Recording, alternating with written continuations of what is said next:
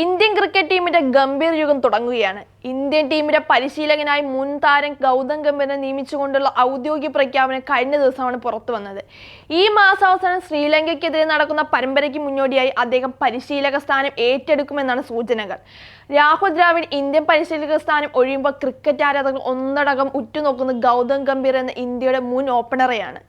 ഗംഭീർ പരിശീലകനായി വരുമ്പോൾ ടീമിൽ സുപ്രധാനമായ പല മാറ്റങ്ങൾ ഉണ്ടാകുമെന്നാണ് അഭ്യൂഹങ്ങൾ.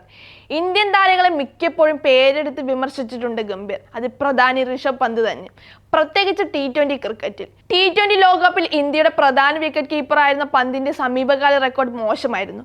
74 T20 മത്സരങ്ങളിൽ നിന്ന് 22.70 സ്ട്രൈക്ക് റേറ്റിൽ 1158 റൺസ് മാത്രമാണ് പന്തിന്റെ സമ്പാദ്യം. 22.70 ശരാശരിയിലും 126.55 സ്ട്രൈക്ക് റേറ്റിലുമാണ് ഇത്രയും റൺസ്. പന്തിന്റെ നിശ്ചിത ഓവർ ക്രിക്കറ്റിൽ നിന്ന് ഒഴിവാക്കണമെന്നും ടെസ്റ്റിൽ മാത്രം ശ്രദ്ധിക്കട്ടെ എന്നും ഗംഭീർ വാദിച്ചിരുന്നു. കാർ അപകടത്തിൽ പന്തിന് പരിക്കേൽക്കുന്നതിന് മുമ്പ് ഇക്കാര്യം വ്യക്തമാക്കിയതാണ്. അന്ന് അദ്ദേഹം പറഞ്ഞത് ഇങ്ങനെയായിരുന്നു: പന്തിന് വേണ്ടുവോളം അവസരം നിശ്ചിത ഓവർ ക്രിക്കറ്റിൽ ലഭിച്ചിട്ടുണ്ട്, എന്നാൽ അവസരങ്ങളൊന്നും മുതലാക്കാൻ അവന് സാധിച്ചില്ല. അതേസമയം ഇഷാൻ കിഷൻ അതിന് കഴിഞ്ഞു. പന്ത് ടെസ്റ്റ് ക്രിക്കറ്റിൽ കൂടുതൽ ശ്രദ്ധിക്കുന്നതാണ് നല്ലതെന്ന് തോന്നുന്നു. ചുരുക്കം പറഞ്ഞാൽ ഗംഭീർ ഒരു പന്ത് ആരാധകനല്ലെന്ന് സാരം. പരിശീലകനായി എത്തുമ്പോൾ അദ്ദേഹം പറഞ്ഞ വാക്കുകൾ വിലവെക്കുമോ എന്നാണ് ആരാധകർ ഉറ്റുനോക്കുന്നത്. എന്നാൽ കൂടുതൽ പേർക്ക് അറിയേണ്ടത് ഇന്ത്യൻ ടീമിൽ സഞ്ജുവിന്റെ സ്ഥാനത്തെ പറ്റിയാണ്. മലയാളി താരം സഞ്ജു സാംസന്റെ പ്രകടനത്തെ പലപ്പോഴായി വാഴ്ത്തുക മാത്രമല്ല, ഇന്ത്യൻ ടീമിൽ ഇടം നൽകാൻ ആവശ്യപ്പെട്ടിട്ടുമുണ്ട് ഗംഭീർ. T20 ലോകകപ്പിന് മുമ്പ് പോലും ഗംഭീർ സഞ്ജുവിനെ കുറിച്ച് സംസാരിച്ചിരുന്നു. സഞ്ജു ലോകകപ്പ് കളിച്ചില്ലെങ്കിൽ നഷ്ടം ഇന്ത്യയുടേതെന്നാണ് ഗംഭീർ വ്യക്തമാക്കിയത്. 2020 അദ്ദേഹം സഞ്ജുവിനെ കുറിച്ച് പറഞ്ഞത് ഇങ്ങനെ: ഇന്ത്യയിലെ മികച്ച വിക്കറ്റ് കീപ്പർ ബാറ്റർ മാത്രമല്ല സഞ്ജു, മികച്ച യുവ ബാറ്റർ കൂടിയാണ് എന്നായിരുന്നു ഗംഭീർ അന്ന് ട്വിറ്ററിൽ കുറിച്ചത്. പരിശീലകനാവാനുള്ള അഭിമുഖ സമയത്ത് തന്നെ ഗംഭീർ ചില ഉപാധികൾ മുന്നോട്ട് വെച്ചിരുന്നു. പരിശീലകനായി ചുമതലയേറ്റാൽ ക്രിക്കറ്റുമായി ബന്ധപ്പെട്ട എല്ലാ കാര്യങ്ങളും നിയന്ത്രണം തനിക്കായിരിക്കണം എന്നാണ് ഗംഭീർ മുന്നോട്ട് വെച്ച ആദ്യ ഉപാധി. ഇതിൽ BCCIയിൽ നിന്ന് മറ്റൊരു ഇടപെടലും ഉണ്ടാകരുതെന്നും ഗംഭീർ വ്യക്തമാക്കിയിട്ടുണ്ട്.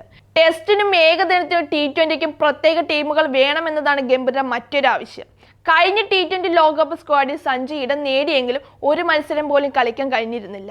ഇന്ത്യ ലോകകപ്പ് നേടിയതിന് പിന്നാലെ ചെറിയ ഫോർമാറ്റിൽ നിന്ന് കോഹ്ലിയും രോഹിത്തും വിരമിക്കൽ പ്രഖ്യാപിച്ച സാഹചര്യത്തിൽ സഞ്ജുവിന്റെ പ്രതീക്ഷകൾ ഏറുകയാണ്. ഇരുവർക്കുമൊപ്പം രവീന്ദ്ര ജഡേജയും വിരമിച്ചു. ഇതോടെ ഒറ്റയടിക്ക് 3 ഒഴിവുകളാണ് വരുന്നത്. എന്നാൽ അതിന് അവകാശവാദവുമായി ഒട്ടേറെ താരങ്ങൾ പുറത്തുണ്ട് എന്നതാണ് മറ്റൊരു പ്രധാന പ്രതിസന്ധി. എന്നാൽ നിലവിലെ സാഹചര്യത്തിൽ ഓപ്പണർ സ്ഥാനത്തേക്ക് യശസ്വി ജയ്സ്വാളും ഗില്ലും വരുമ്പോൾ മധ്യനിരയിൽ സഞ്ജു തന്നെ ചുമതല ഏറ്റെടുക്കുമെന്നാണ് റിപ്പോർട്ടുകൾ.